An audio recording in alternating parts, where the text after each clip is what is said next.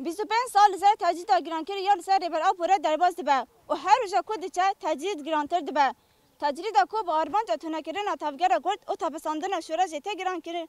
دو شخص ریبر آپوره لسر تواهی مرواهی ته مشاندن لرغم اقوى زحمتي ان تجديد شرط مرجن گرا امراري ريبرتي شبو پیشخستنا پارادگما نتا و دموکراتیک و آزادیا جنه تکوشینا که به هم باد مشاندن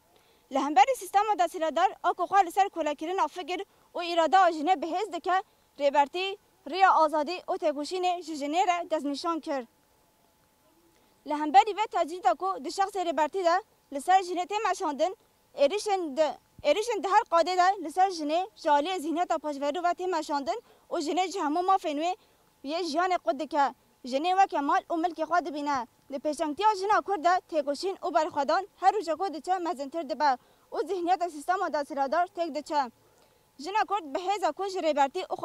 و خداوند دین خود گره ده هر قد جیان ده مینا چوکا آنکا خوش خالی آخوا جنو و ده آفرینه و بره جنه سرهدر لهمبر ذهنیت پاشورو را دوسته ده هر کلی جیان ده تکوشین رول خالی استیه جدست بکا دیرو که حتی روژا ایرو جن هر تماک کوله بندست و ملک هاتیا روا کرن دور ده یا کجمه جنان تخواستن جیانا راستی هاینا خوازانین و ناس کرنه ام جن کینه چنه ام نه کو هاتی کوله کرن بندست کرن و داخواست کرن ام جنن ام دایکن ام شوبدارن خداوندان و ام هاینا هری پیروز و بنرخن ام تکوشین و هفگرتن خواش جبن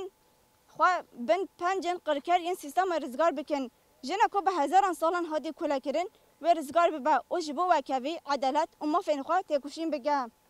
دروج هشت آدار ده به صدا جن هاتن قتل کرن لیب تکوشین او کدا جنان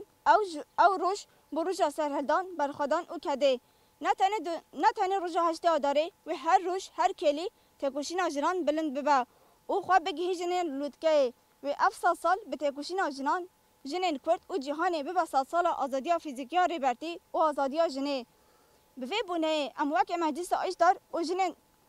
امواک مجلس ایشدار و تفگر جنین جوان این وارگاه شهید رستم جودی ام ستارت 8 آداره به دروشمایا به غیرین جن آزادی دهونن تابنا جان را دگهینن و 8 آدار روز جنین کتکار این جهانی لریبر اپو گرینای نجاستاره گرتین زندانان جنین کرد و تواهی جنین جهانی پیروز دکن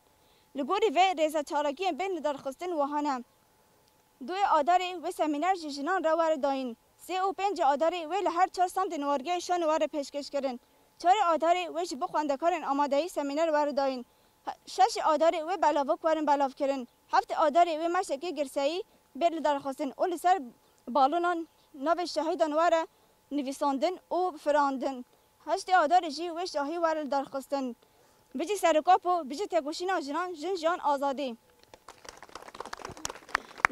جن آزادی جن آزادی بجی سرک آپو بجی